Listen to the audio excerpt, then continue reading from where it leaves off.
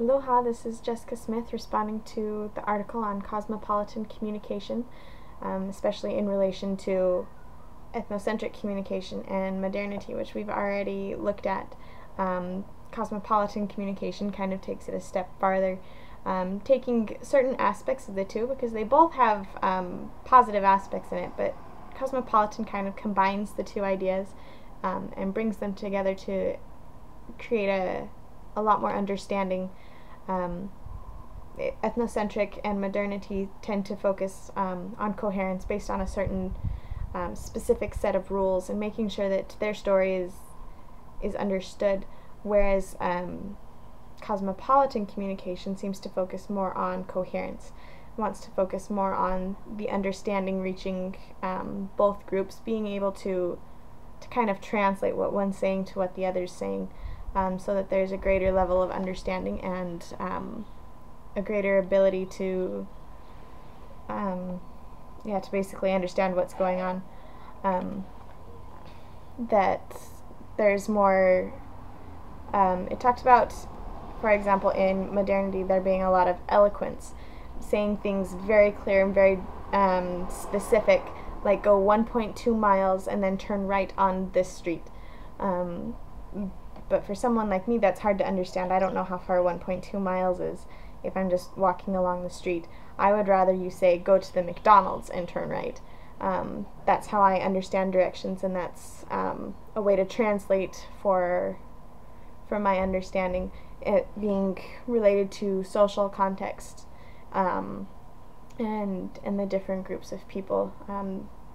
And it takes the fact that there's more than one perspective, like ethnocentric communication focused on only one perspective, that my stories are correct and it doesn't matter what you think. This is how it's supposed to be, these are the rules. And not really understanding that there's a different style of speaking. But cosmopolitan communication sees that there are different views and tries to translate between the two. It kind of takes a step back and sees things from a whole, and how to cross those different barriers with understanding.